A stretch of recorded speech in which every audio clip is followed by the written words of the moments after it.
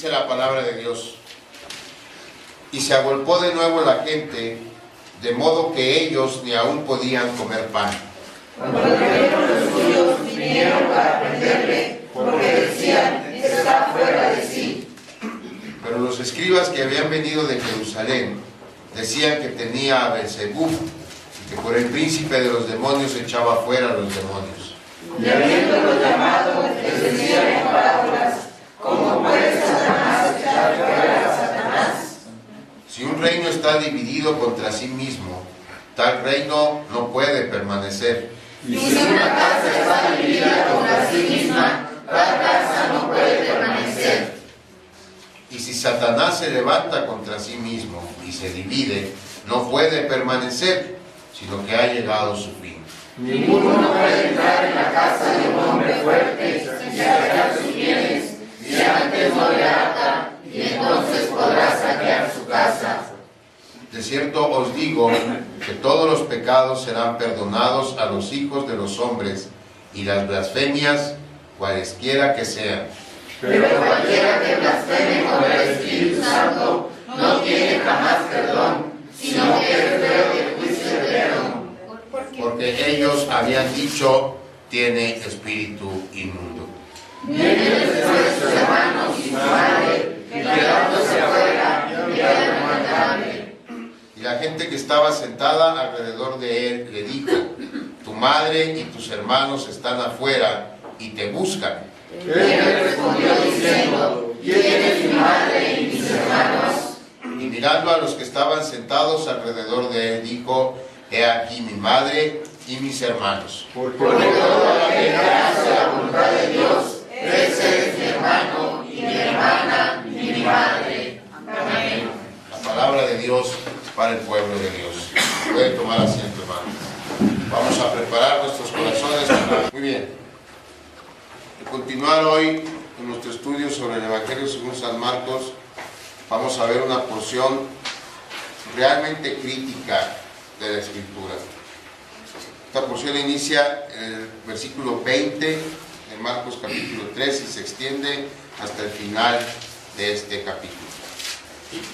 Es tan importante y hay tanto que debemos decir acerca de ella que vamos a dividirla en dos partes. Esta tarde vamos a ver la primera parte de este mensaje y con la ayuda de Dios el próximo domingo vamos a concluirlo. El tema de este pasaje es el pecado imperdonable. Ese es el tema, el pecado imperdonable. Así que primero vamos al versículo 28 de Marcos capítulo 3 para identificar este pasaje, este pecado, que es el centro del trabajo que en el nombre de Dios vamos a presentar. Marcos 3, versículo 28. Aquí Jesús está hablando y dice: de cierto os digo, por cierto, si ponemos un poquito de atención o hacemos un poquito de memoria, esta fórmula de cierto os digo o de cierto os digo, nadie más la dice en el Nuevo Testamento más que el Señor Jesús. Nadie, en Hechos no lo van a hallar, no lo van a hallar en las epístolas de Pablo, no lo van a hallar en ningún otro lado, solamente el Señor Jesús usaba esta fórmula de cierto os digo, y era como una afirmación de la importancia de lo que estaba a punto de decir era vital. Él solo usaba esta fórmula cuando lo que estaba a punto de decir era vital para nosotros. Entonces él dice así: de cierto os digo que todos los pecados serán perdonados a los hijos de los hombres y las blasfemias, cualesquiera que sean. Pero cualquiera que blasfeme contra el Espíritu Santo no tiene jamás perdón, sino que es reo de juicio eterno. Porque ellos habían dicho: tiene espíritu inmundo. Y vamos a estar de acuerdo en que este es uno de los dichos más severos que la Escritura registra en labios del Señor Jesús. Uno de los dichos más severos de él. Y seguramente nos parece en primera instancia extraño que haya un pecado que sea imperdonable.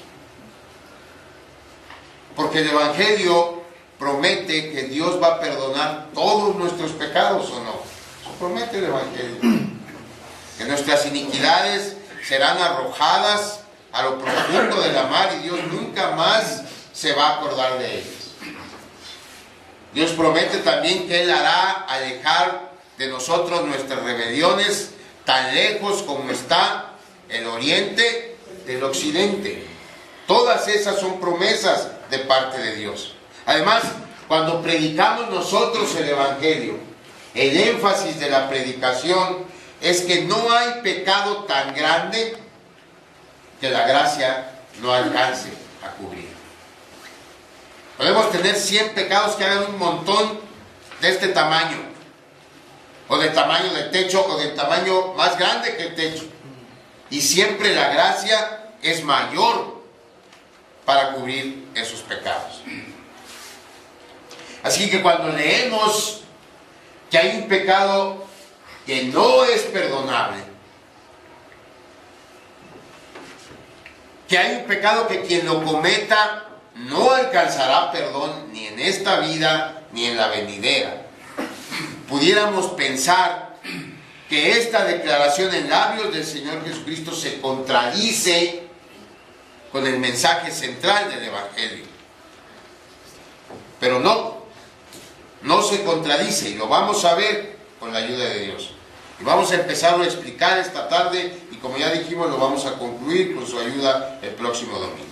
Eso es lo que vamos a ver hoy, cómo el mensaje central del Evangelio, de que todos nuestros pecados son cubiertos por la gracia de Dios a través del sacrificio de Cristo, no se contradice con el hecho de que hay un pecado que aquel que lo cometa no podrá ser perdonado jamás.